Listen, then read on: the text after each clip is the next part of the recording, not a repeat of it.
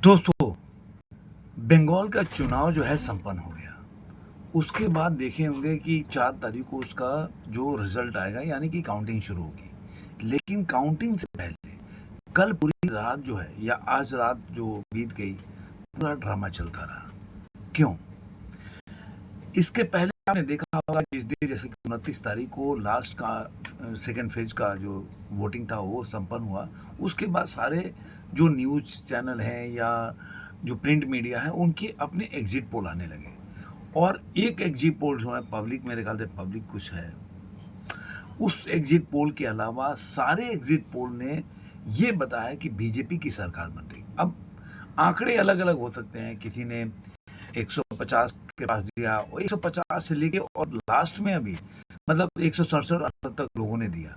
लेकिन लास्ट में आपने देखा होगा कल जो है टुडे चाणक्य का आया है। टुडे चाणक्य का जो एग्जिट पोल है वो काफ़ी लोग इसको अहम मानते हैं कि उस टुडे चाणक्य का जो एग्जिट पोल आया उसमें दिखाया गया कि भाई बीजेपी 192 से लेकर 208 192 हाँ 192 से लेकर 208 यानी कि 203 के आसपास ये आ सकती है। वहीं पे उन्होंने असम का भी जारी किया जिसमें कि 102 बताया कि हेमंता विश्व शर्मा जो है 102 सीट लेके आ सकते हैं।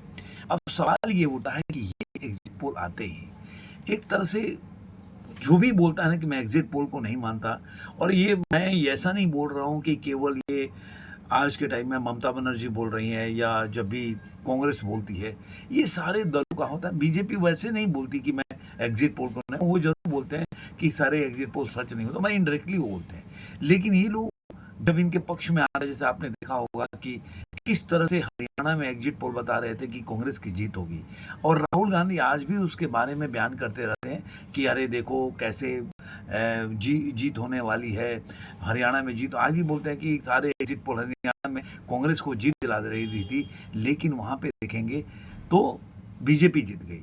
तो वो बोलते हैं कि यहीं पे जो एसआईआर के तहत या बोलेंगे कि वोट चोरी हुआ, जो वोट चोरी का मुद्दा लेके चले थे, वो कहीं ना कहीं राहुल गांधी हरियाणा का हमेशा जिक्र करते हैं।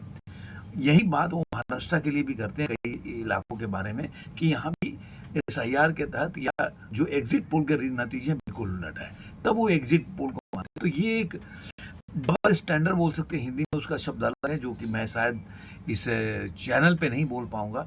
तो आप समझ रहे होंगे मैं क्या बोलना चाहता हूँ। तो ये एक उनका अपना लबुलवाब है। अब इसके बाद से क्या हुआ कि एक जो जो जिसको अब जो बीजेपी के समर्थन में लोग बात करते हैं उनको लोग, या मान लीजिए देश के ही समर्थन में बात करें, उनको गोदी मीडिया मीडिया बताया जाता है कि मतलब ये एक बहुत पहले की बात है। रोहित सरदाना ने बोला था कि गोदी मीडिया वो है, उसका व्याख्या मैं कर सकता हूँ कि आप जा रहे हैं और 4 मंजिले बैठे होते हैं, तो अगर 4 बैठे होते हैं वो जो होती है, अगर कोई लड़की वहाँ से गुजर रही होती, कोई बच्ची गुजर रही, तो उसके ऊपर कमेंट करते हैं। तो अगर वो उनको लिफ्ट नहीं दे रही उस तरह से, तो वो बोलते हैं उसके कैरेक्टर को एसोसिनेशन करते हैं और उसके बारे में तमाम तरह की अपशब्दों का बयान करते हैं। यानी कि जो लड़की आपको अगर तवज्जो न दे, आपको आपको भाव न दे, तो फिर वो उसको मतलब उसके कैरेक्टर एसोसिनेशन के कुछ भी कर सकते हैं। तो वैसे ही वो मंचनों का जैसे स्थिति होता है, वैसे ही जो विपक्षी दल है कांग्रेसी है वैसे ही है। आजकल ये स्टार्टिंग हुआ था अरविंद केजरीवाल से, और वो धीरे धीरे वायरस सब जगह फैलने लगा। आजकल उससे ज़्यादा वायरस से अरविंद केजरीवाल का टाइम खत्म हो गया, और ये जो है पूरा जो बीड़ा जो है वो राहुल गांधी उठा रखे हैं और वही लेके चलते हैं।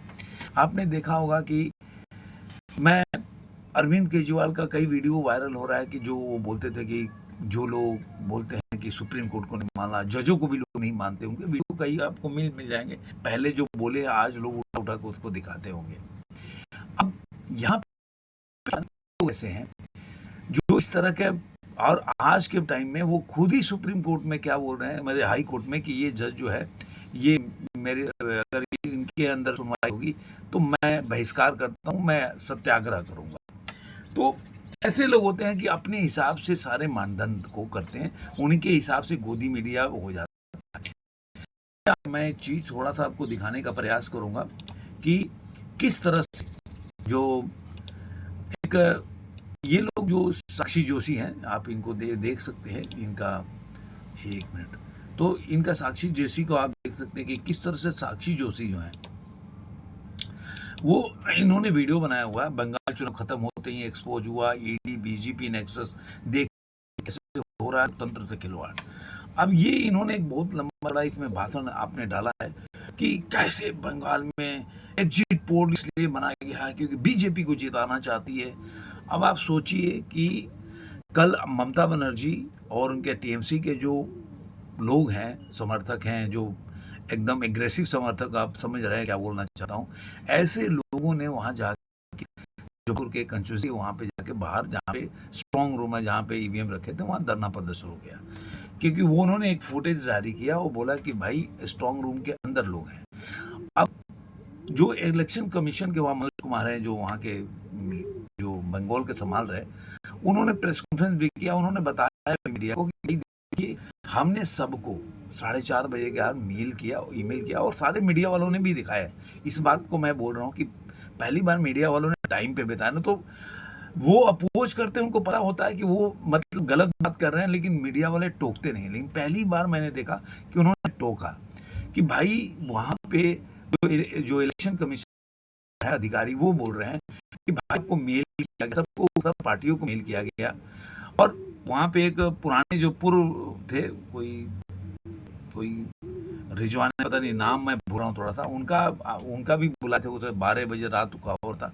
उन्होंने बोला भी कि इतना ईजी नहीं है कि स्ट्रॉन्ग रूम में चले जाना, क्योंकि चुनाव जब हारते वो खुद बोल रहे हैं, और वो भी एक मुस्लिम है जो पूर्व जो चुनाव आयुक्त है।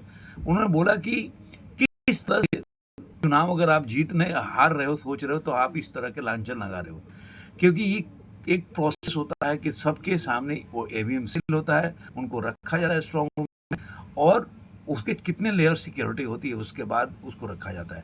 तो वहाँ घुसना ईजी नहीं होता है। और ये ममता बनर्जी के बयान से भी आपको देखने को मिल जाएगा कि उन्होंने बोला कि मुझे घुसने नहीं दिया, घुसना था वहाँ। और ये भी है कि 40 मिनट तक वो उसके अंदर रही, तो किस लिए 40 मिनट क्या कर रही थी जहाँ ईवीएम रखा हुआ था। अब जो वीडियो ये जारी कर रही है, ऊपर और नीचे दोनों का अलग अलग वीडियो उसी में है, तो उसमें आपको देखे जहाँ स्ट्रॉन्ग रूम पे जहाँ पे ईवीएम रखा हुआ है, वहाँ पे वो बंद, आपको पूरा सील पैक, वहाँ पे कोई नहीं है। ऊपर जो बैलेट का,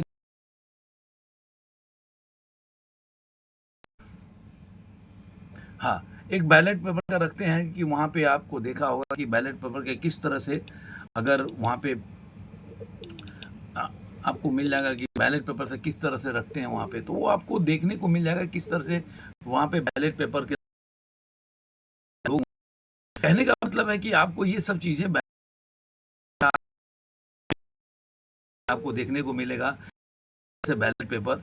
और ये वो साक्षी जोशी हैं, इनका फोटोग्राफ देखिए, मतलब ये किस तरह से लोग जो ये बोलते हैं कि मैं तो, जर्नलिस्ट लोग जो होते हैं वो बिके होते हैं, हम लोग बहुत ही मतलब वैसे जर्नलिस्ट नहीं हैं, जो ये लोग बोलते हैं। इनका जरा सा एक फ़ोटो आपको दिखाता हूँ, ज़रा आप देखिए, ये आप देखने को स्क्रीन पे मिल रहा है। इनके पीछे देखिए, ये जो संजय सिंह है, और ये देखिए वो सौरभ भारद्वाज है, और ये पत्नी, इसके पति भी हैं, और ये भी है, और ये लोग सारे लोग इंजॉय कर रहे हैं। अब इनको यहाँ पे आपको ये आपको देखने को नहीं मिलेगा कि अब इनका नैतिकता, इनका मानदंड किधर चला गया, किस तरह से देखने मिलेगा। मैं आपको वो वीडियो भी दिखा देता हूँ जो केजरीवाल ने बोला था पहले, और अब लोगों ने डाला हुआ है। ऐसा नहीं कि लोगों को नहीं है, ये चीज़ें लोगों को पता है और लोग इसको दिखाते हैं कि किस तरह से। देखिए केजरीवाल का जो है, मैं बोल रहा था वर्ड नहीं यूज़ करूँगा, तो कहने का क्या मतलब है कि ये जो चीज़ें जो चल रही हैं, जो अपने हिसाब से ये लोग चलाते रहते हैं, वो कहीं ना कहीं आपको दिखाएगा कि किस तरह से स्ट्रांग रूम में जो बैलेट पेपर की गिनती बता रहे हैं, वहाँ पे वो जो चल रहा है, वहाँ पे आपको ये देखने को मिलेगा कि कुछ लोग हैं जो एकदम बिल्कुल का आपको दोनों दृश्य अलग दिखेगा। उसमें दिखेगा कि कोई स्कूल का गलियारा है, या ऐसे जगह आपको दिखेगा जहाँ पे कोई अलमारी पे ईवीएम वगैरह जो है स्ट्रांग रूम में नहीं रखा, ये आपको देखने को मिल जाएगा। लेकिन इनको तो मानना नहीं है ना इनको। तो अब जो है, जो वहाँ टीएमसी, ये सवाल ये भी उठता है कि इतने टाइम तक आप वहाँ पे कर क्या रहे थे, कि आप 40 मिनट तक आप वहाँ पे जाकर कर क्या रहे थे। होता है ना कि भाई आप दूसरों से सवाल पूछ रहे हो कि भाई ईवीएम गड़बड़ था, ये था। तो ये क्या कर रहा है, तो मैं आपको ईवीएम में जाने का मतलब आप ईवीएम में वहाँ जा रहे थे आप। तो सवाल उठता है कि किस तरह से जिस राज्य में चुनाव नवाई नव लोग, तो ये जिस तरह से चीज़ें दिख रही है ना आपको, वो आपको इसमें दिखाई देगा कि किसी तरह से भी ये चुनाव को इनको जो जिस तरह एक कि हर जगह जो फीलिंग आ रहा है, ये भी मैंने खबर कल बताया था कि बीजेपी जो है, मैं आपको ये वीडियो दिखाता हूँ, देखो मिल गया आपको, ये वीडियो देखिए आप ये आप देखिए कि आपको पता चलेगा कि रूम है ये, एक मिनट, जो स्ट्रांग रूम है, एक मिनट,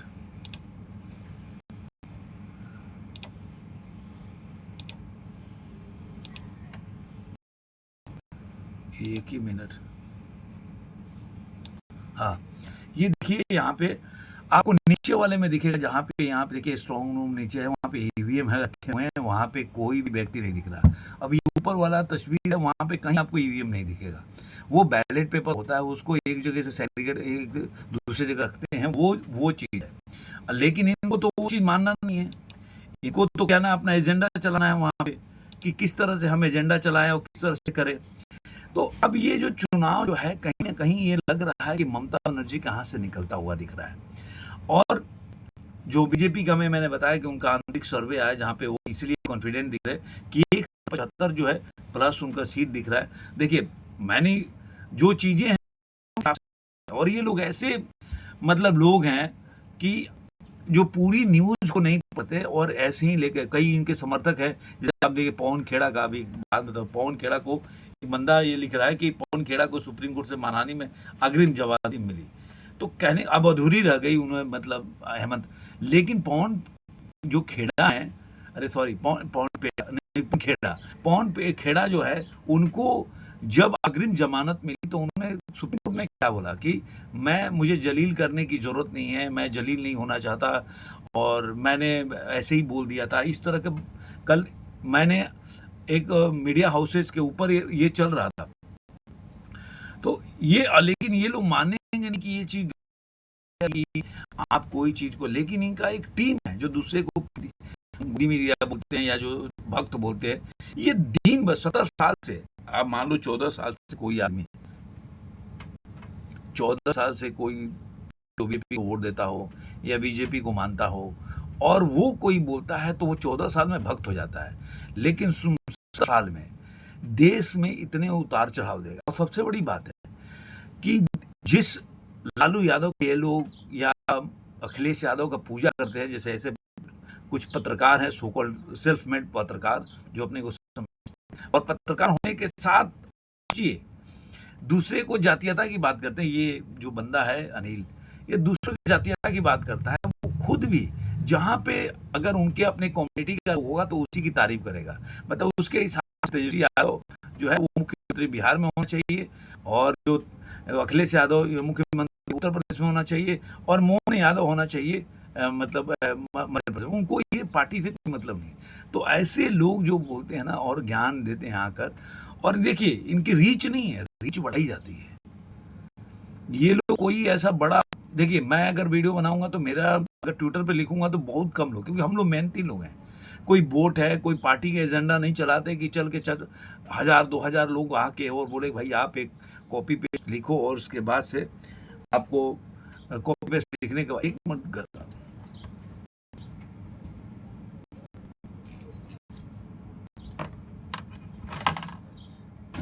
हाँ, आपको कॉपी पेस्ट करने के बाद से आपको लगेगा, थोड़ा एसी चला रहा था बंद हो गया, तो कॉपी पेस्ट करने के बाद आपको लोग उसी तरह से लाइक होता है कि इतने वोट मारेंगे, इतने लोग लाइक होते, जितने भी कार्यकर्ता, जैसे मैं आपको बताया था जब ये पेट्रोल, अब ये बात है कि पेट्रोल यहाँ पे जब ईरान का ये चल रहा था, और तो उस समय पेट्रोल का बोल रहे थे, मिलेगा नहीं, कैसे? अब मान लीजिए कि 500 कार्यकर्ता हैं किसी भी पार्टी, तुम जाओगे बाइक लेके और वहाँ पे किसी पेट्रोल पंप पे खड़े हो जाओ, लाइन में खड़े हो, 500-600 लोग खड़े हो जाएंगे, किसी भी पार्टी का, छोटा पार्टी, 500-600 लोग मिल जाएंगे बाइक के। उनको बोल दिया 300 रुपये आप तुमको पेट्रोल बना के, तो आप वीडियो बना लो, यार कितना बड़ा समस्या है। लेकिन आप देखे होंगे कि उनके बाद वो नज़ारत हो गया कि लोगों ने एक्सपोज करना। तो ये लोग ऐसे लोग हैं जिनके बारे में आप बोल सकते हैं कि अभी आप देखें कि ये लोग ऐसे हैं, दूसरे को बोलेंगे ये वो टोला आदमी है, वो भक्त है, लेकिन दिन भर इसी काम में लगे रहते हैं। तो कहने का क्या मतलब है कि आज के टाइम में देखेंगे कि ये जो चुनाव है, चुनाव के परिणाम जो किस तरह से ममता बनर्जी वहाँ गई, खुद से वहाँ पे स्ट्रॉन्ग रूम के अंदर घुस गई और बाद में बीजेपी के जो समर्थक है वो नारे लगा रहे थे कि उसके अंदर कैसे घुस गई मोहन नाय। और आप सोचिए अगर सीआरपीएफ नहीं होती तो क्या था? सीआरपीएफ है तब ये हालत है। अगर सीआरपीएफ नहीं होती तो क्या हालत होता? मतलब अगर बंगाल की पुलिस होती तो आप जानते हैं कुछ नहीं कर पाते हो। ये सारे जो देखे ना कितने हटकंडे आपको मिल रहा है कि लोगों ने नकली उंगली भी मिल रहा है कि नकली उंगली ये ऊपर लगा के लोग स्याही से कैसे वोटिंग करते हैं। फिर एक कई लोगों ने डाला कि भाई दो आदमी, एक वोटिंग कर गया, दूसरा कोई वोटिंग करने जा रहा तो उसको लोगों ने पकड़ा। तो ऐसे कई लोग मिल जाएंगे जो आपको वोट करते हुए मिल जाएंगे। अब यहीं पे एक और आ रहा है कि एक हार्दिक भावस्कर है, आप बताता हूँ, आप देखिए उसको लिखा हुआ है ये आपको। तो ये क्या बोल रहे हैं, कल्याण बनर्जी की भाषा देखकर आप अंदाजा लगा सकते हैं कि कितनी बुरी तरह टीएमसी हार गई। देश के गृह मंत्री को गुंडा कहने, कोई सभ्य घर का व्यक्ति, तो ये लोग तो अरे अब शब्द बोलना, ऐसे शब्दों का उपयोग कर रहे हैं, इनके तो मुंह पे है। जब राहुल गांधी इस तरह बोलता है, जब मैंने आपको जितने भी विपक्षी, ममता बनर्जी नहीं, ममता बनर्जी तो ऐसी वो बात बोली बाल के बारे में कि मैं बोल भी नहीं सकता यहाँ पे। तो ये फ्रस्ट्रेशन है और कुछ नहीं है। तो मुझे ऐसा लग रहा है कि ज़्यादा दिन दूर नहीं है, कुछ दिन की बात है, 4 मई को, और ये सारा जो जितना भी ये लोग दिख रहे हैं ना आपको, ये गायब हो जाएंगे। आपको अगर नहीं होता तो ये देख लीजिए कि ये जो वहाँ की जो लीडर थी, और इनका नाम क्या है, देखिए आपने देखा होगा कि एक लीडर है, काफ़ी उन्होंने चुनाव लड़ रही थी और किस तरह से उन्होंने बोला कि अरे भाई पहले काबा काबा गाना गाया, और दूसरे दिन जब योगी आदित्यनाथ ने इसके बारे में बोला तो उन्होंने बोलने लगी अरे नहीं भाई कि मैं तो, उसके बाद बजरंग बली के जो हनुमान चालीसा वो करने लगी। तो कहने का क्या मतलब है कि ऐसे लोग का वो लोग समझ भी रहे हैं कि ये चुनाव हार रहे हैं, इसमें कोई वो नहीं है। तो देखने वाली बात होगी अभी जो जिस तरह से वहाँ पे एक सिचुएशन बनाया जा रहा है और जिस तरह से इनकी आर्मी लगी हुई है, जो कि जिस तरह से मतलब कोई भी व्यक्ति को ये नहीं दिख रहा है कि भाई अभिषेक बनर्जी गाड़ी पे उठ के और क्या बोल रहा है। 2-2 बार उनका जो दत्ता है, अभिषेक दत्ता क्या नाम है उसका, वो प्रेस कॉन्फ्रेंस में कैसे भाषा का प्रयोग कर रहा है, लेकिन एक पुलिस अधिकारी अजय शर्मा वो बोल नहीं सकता। वो कोई अपशब्द भी नहीं बोला कि भाई आप लोग अगर कोई व्यवहार करो तो आपके साथ आप इलाज करेंगे। तो इसमें ऐसा तो कुछ बात बोला नहीं, लेकिन आप बोल रहे हो जब मैं दुनिया के किसी भी कोने में छुप जाओगे घसीट के लाऊंगा एक पुलिस अधिकारी, आईपीएस अधिकारी को। तो आप सोच सकते हैं कि ये लोग अगर सत्ता में आए और सत्ता में रहते हुए इन्होंने वोट, इनकी हाथ में पूरा कंट्रोल होता तो किस तरह से 2021 के चुनाव को प्रभावित किया होगा। इसीलिए मुझे लग रहा है कि इतने सालों तक, 4-5 साल तक, जो पूरा जो अमित शाह हो गया, उनका टीम लोगों ने पूरा मेहनत किया होगा, समझा होगा कि 2021 का चुनाव हम क्यों हार गए। क्योंकि एक तो वोट देने लोग नहीं गए, एक डुप्लीकेट वोट हो गए, घुसपैठियों का वोट हो गया, और दूसरा ये लोगों ने जो वोटिंग किया, जो ये अपना स्ट्रॉन्ग रूम में जो उन्होंने वो किया, खेल किया, वो सब होने को नहीं आया। ये सब 4 मई को अगर हार गए तो यकीन मानिए, और ये जो पवन पेड़ा के भी बता रहा हूँ, ये कितना भी कर ले, हेमंता को बनने दीजिए मुख्यमंत्री, ये सारा ये दोबारा ये इसके ऊपर ये जमानत याचिका के ऊपर ये वो करे, और आप देखिएगा कि अलग अलग ये पवन पेड़ा बचेगा नहीं। और ये ममता बनर्जी का, अभिषेक बनर्जी को भी देखूंगा, इनका भाषा थोड़ा सा टोन हुआ है, तो आने वाले दिनों में देखेंगे कैसा है। तो ये मेरा कहना था। आपको ये वीडियो कैसा लगा जरूर कमेंट में दोस्तों बताइएगा। फिर मिलेंगे किसी और वीडियो में। आज के अंक में